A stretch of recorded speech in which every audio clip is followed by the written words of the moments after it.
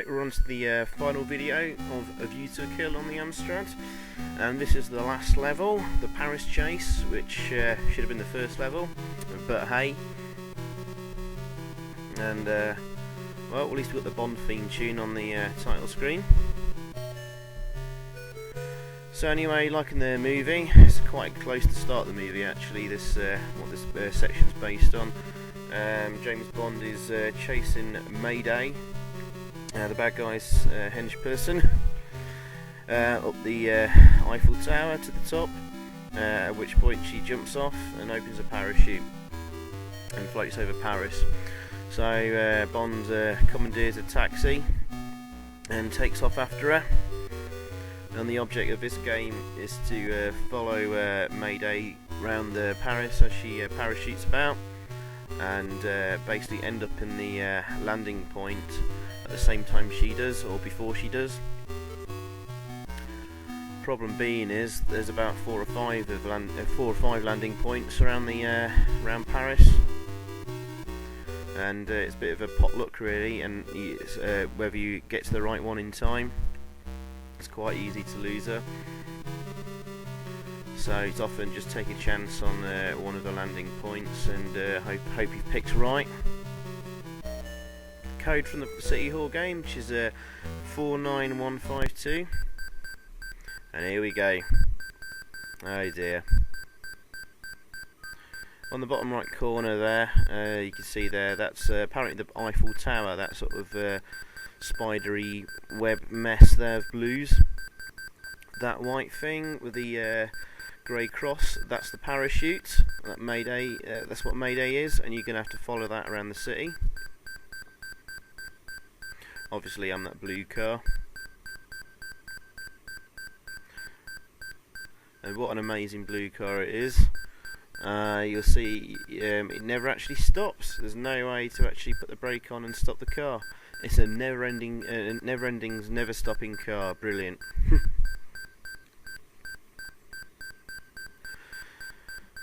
So, as you can see on the left there, you've got a radio device that bleeps away when you're close to MayDay. It's not much use unless you're actually fairly close already. So the best thing to do is just try and keep up with her as much as possible and anticipate where she's going. Just watch out for the altitude reading on there on the left, and that slowly counts down. And for the up to probably about 300 altitude, I think she mostly just circles around the Eiffel Tower, the central point there. So you may just pay you just to wait around there rather than getting lost and stuck in a dead end street.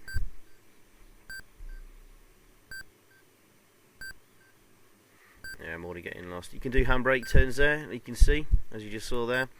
Those grey cars are police cars. You can shoot them and they stop dead in their tracks. If you run into one, your damage starts going through the roof.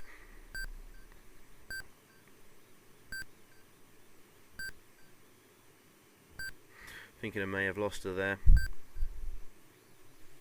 Anyway, you don't need to worry too much about altitude until it gets to about, well, below 200.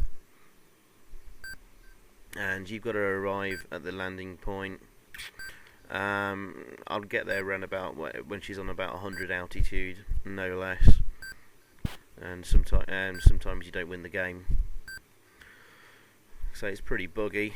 Although this, to be fair, this level actually does work fairly well in terms of bugs. I know, like I've heard on the Spectrum version, the car often gets stuck on walls and you can't do anything.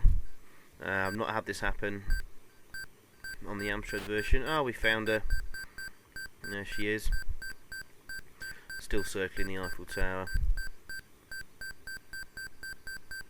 I haven't mentioned yet, as the game rather proudly proclaims in the back of the box, this section's in 3D. So that top window there is a 3D viewpoint from the front of the car, which is basically utterly pointless, because you end up just like basically following the action in the bottom window there.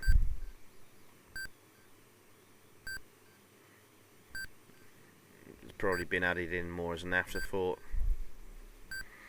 than an actual gameplay device that's necessary for you to complete the game. Well, probably because they couldn't get a full screen scrolling sort of driving game.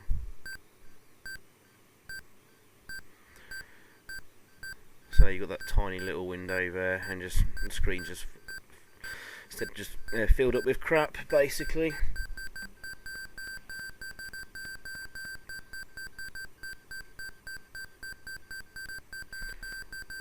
Well, fair enough. The Paris scene in the film is a decent one to choose for a game. You could have a really nice, you know, scrolling drive up around the streets of Paris. You know, avoiding cops and other cars, and get to where MayDay lands before the time runs out. It could have been easily done. So they chose to do it this route. I have no idea why. Yeah, there's about 4 or 5 landing points around the map. One in each corner. I think there's another one towards the top of the map as well, on the middle. I can't remember now. When I come across a landing point, I'll point it out to you. But anyway, I suppose I'd better give this game marks. I mean, I'll review the game package overall, and for what it is, for 1985 when it came out, even though it's aged really badly, it isn't a bad effort at all, really. I have a strange liking for the game, especially the mines level. Maybe it's nostalgia and rose-tinted glasses, as we say. But I think this is better than Spy Love Me, at least, anyway.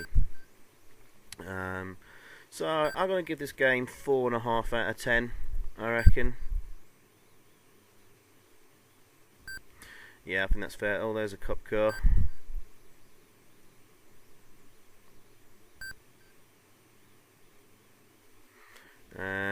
We seem to have lost MayDay.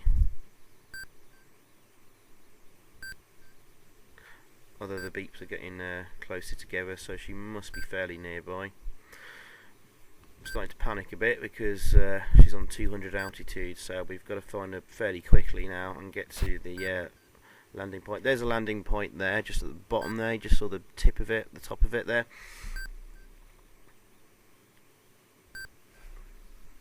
But that's I don't think that's the one she's heading towards.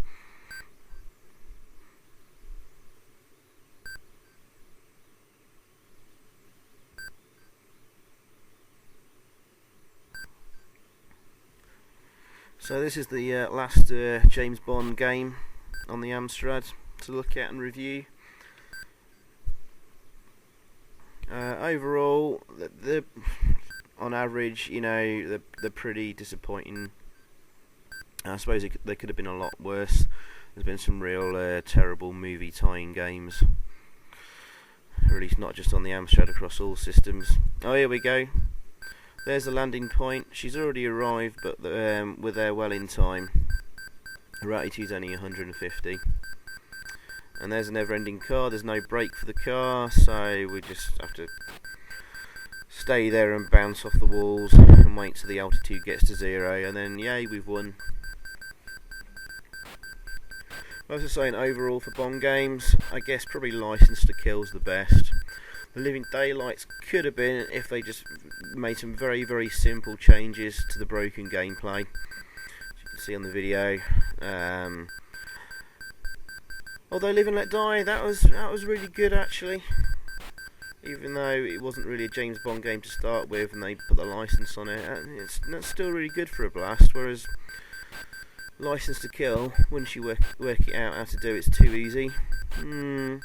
So maybe Live and Let Die and License to Kill tie for first place. Maybe License to Kill just nudges it.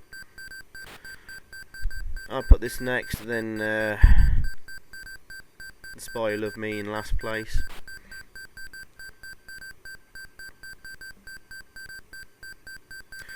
So there you go, that completes all the James Bond games on the AMSTRAD. The altitude's coming up to 0, and there we go. Congratulations, James, you've managed to capture MayDay and your mission was a success. Emma's given you 2 weeks leave. So basically, no fucking end game completion screen. After all the effort of completing the levels in order, searching for all the codes, it was absolutely utterly pointless. There's not even a score in this game either, so you get a final total score or something like that. So thanks again to Johnny for helping me get the codes. It's a bit of a worthless activity in the end, but thanks anyway. It's nice to finish the game as you meant to, for no reward. But hey, anyway, thanks for watching, and see you in a bit with some more AMSTRAD videos. Alright, cheers, bye.